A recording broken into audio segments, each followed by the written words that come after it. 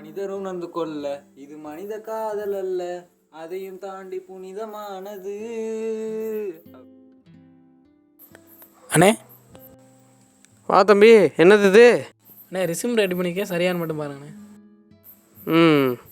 என்னப்பா ரெஸ்யூம்னு சொல்லி புக்கு கொண்டு வந்து கொடுக்குற? ரெஸ்யூம் எப்படி ரெடி பண்ணுறேன்னு சொல்லித்தரேன் தம்பி, நோட் பண்ணிக்கிறீங்களா? சரிண்ணே சொல்லுங்கண்ணே. Welcome back to the channel. இது உங்கள் எஃப்டி ஃபேமிலி. நான் உங்கள் பிரவீன். அலோ ஃபைட்டர்ஸ் எல்லோரும் எப்படி இருக்கீங்க? நம்ம எல்லாருமே காலேஜ் முடிச்சுட்டு நம்ம வேலைக்கு போகும்போது நம்ம ரெஸ்யூம் பில்ட் பண்ணியிருப்போம். ஸோ நம்ம எல்லாருமே பண்ண மிஸ்டேக், நான் படிச்சுட்டு நான் வேலைக்கு போகும்போது நான் பண்ண மிஸ்டேக் மோஸ்ட்லி நம்ம எல்லாருமே பண்ணுற விஷயம் என்னென்னா, நம்ம ஃப்ரெண்டு யாராவது ஒரு ரெஸ்யூம் ரெடி பண்ணி வச்சிருப்பாப்புல, அவர்கிட்ட சொல்லி மச்சான் எனக்கு ஒன்றும் இல்லை, எனக்கு அந்த டீட்டெயில்ஸ் மட்டும் மாற்றி கொடு அப்படின்னு சொல்லி அதை மாடிஃபை பண்ணி நிறைய கம்பெனிக்கு நம்ம அனுப்பிச்சிருப்போம். ஸோ இது நானுமே பண்ணேன் இனிஷியல் ஸ்டேஜில். என்னென்ன சொல்கிறான் பாருங்க, கம்பி கட்டுற கதையெல்லாம் எடுத்து போடுறாங்க.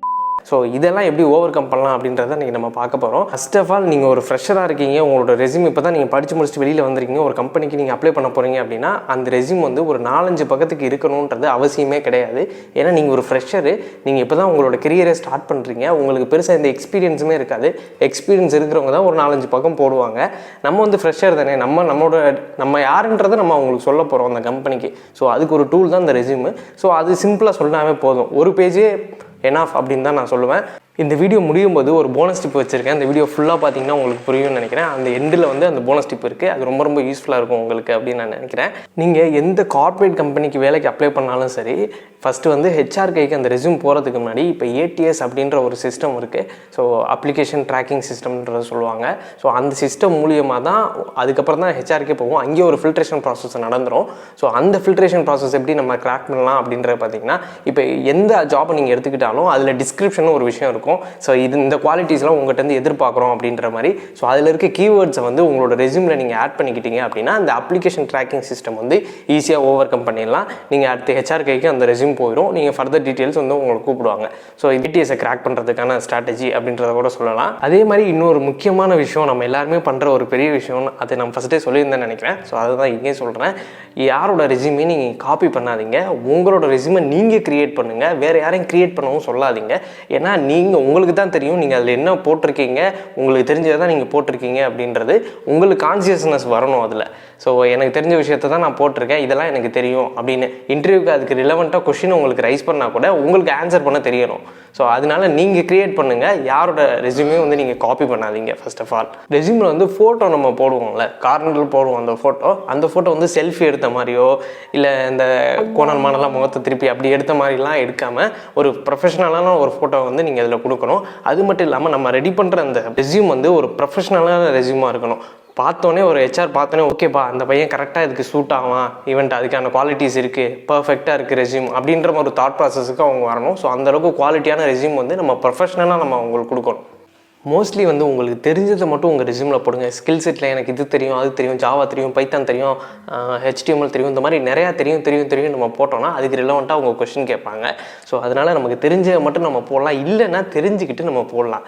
அதுக்கப்புறம் பார்த்திங்கன்னா மெயில் ஐடி, இந்த ஜிமெயில் ஐடி நம்ம க்ரியேட் பண்ணும்போது நம்ம 1 2 3 பெட் நேமு, நம்மளோட செல்லப்பேர் இதெல்லாம் போட்டு நம்ம மெயில் ஐடி வந்து க்ரியேட் பண்ணியிருப்போம். ஸோ அந்த மாதிரி மெயில் ஐடியெல்லாம் கொடுக்காம கொஞ்சம் ப்ரொஃபஷ்னலாக உங்களோட நேம் கலந்த மாதிரி ஒரு மெயில் ஐடி கொடுக்குறது பெஸ்ட்டான விஷயம் நான் நினைக்கிறேன். நம்ம எல்லாருமே பண்ணுற ஒரு மேஜரான விஷயம் என்னென்னா, நம்மளோட ஃபேமிலி டீட்டெயில்ஸ் எல்லாமே போடுறது. நம்ம சிப்ளிங்ஸு, எத்தனை அண்ணன் தம்பி, நம்ம அக்கா என்ன பண்ணுறாங்க, தங்கச்சி என்ன பண்ணுறாங்க, அந்த டீட்டெயில்ஸ்லாம் நம்ம கொடுக்கணும்னு அவசியமே இல்லை. ஸோ நம்மளை பற்றி நம்ம ஒரு சிம்பிளான நம்மளோட டேட் ஆஃப் பர்த், நம்ம என்ன பண்ணோம், என்ன படிச்சிருக்கோம், நமக்கு என்ன லாங்குவேஜ்லாம் தெரியும் அப்படின்றது கொடுக்குறதே போதுமானது. நம்மளை பற்றி விலாவரியாக நம்ம கொடுக்குறதுக்கு நம்ம ஜாதகம்லாம் பார்க்க போல. ஸோ அதனால் சிம்பிளாக இப்படி பண்ணிக்கோங்க. இப்போவே நீங்கள் ஒரு சின்ன ஐடியாவுக்கு வந்திருப்பீங்க எப்படியெல்லாம் ரெடி பண்ணலாம் அப்படின்ற மாதிரி. நான் சிம்பிளாக சொல்லணும்னா நான் அதை வந்து உங்களுக்கு லைன் பை லைனாக சொல்கிறேன்.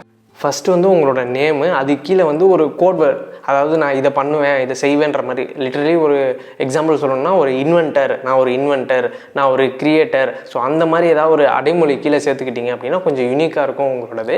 அது கீழே பார்த்தீங்கன்னா கெரியர் ஆப்ஜெக்டிவ் அப்படின்னு ஒரு விஷயம் இருக்கும். நீங்கள் நிறைய ரெஸ்யூம் வந்து காப்பி பண்ணி போட்டிருப்பீங்க, அந்த இடத்துல வந்து அதை டெலீட் பண்ணிவிட்டு நீங்கள் வந்து உங்களுக்கு தெரிஞ்சதை, நான் யார், நான் என்னெல்லாம் பண்ணுவேன், நான் எவ்வளோக்கு கான்ஃபிடென்ட்டாக இருப்பேன், நான் எவ்வளோ விஷயத்தை ஃபேஸ் பண்ணியிருக்கேன் என்னோடய லைஃப்பில், ஸோ அதை வச்சு நான் வந்து இந்த ஜாபை எவ்வளோக்கு கான்ஃபிடென்ட்டாக நான் லீட் பண்ணுவேன் அப்படின்ற மாதிரி நீங்கள் அந்த ஒரு 2 to 3 லைன்ஸ் வந்து நீங்கள் கொடுத்தா போதுமானது. அதுக்கு கீழே வந்து ஸ்கில்ஸ் நீங்கள் வந்து கொடுக்கணும். ஸ்கில்ஸும் வந்து உங்களுக்கே தெரிஞ்சிருக்கும், உங்களுக்கு தெரிஞ்ச விஷயத்தை மட்டும் நீங்கள் கொடுங்க. ஸோ அதுவே போதுமானது. அதுக்கு கீழே வந்து உங்களோட பர்சனல் டீட்டெயில்ஸு, அங்கே வந்து ஜிமெயில் ஐடி, உங்களோட ஃபோன் நம்பரு, நீங்கள் எந்த ஊர் அப்படின்றது கொடுத்தாவே போதுமானது. இதுக்கு மேலே எதுவும் நீங்கள் இங்கே கொடுக்க தேவையில்லை. அதுக்கப்புறம் பார்த்தீங்கன்னா லாங்குவேஜஸ் நோன், உங்களுக்கு என்னென்ன லாங்குவேஜ்லாம் தெரியும் அப்படின்றது. ஸோ அதில் எந்த ஸ்டேஜில் நீங்கள் இருக்கிறீங்க அப்படின்றது. இப்போ அதுக்கு எழுதவும் தெரியும், எனக்கு படிக்கவும் தெரியும், பேசவும் தெரியும் அப்படிம்பாங்கள்ல.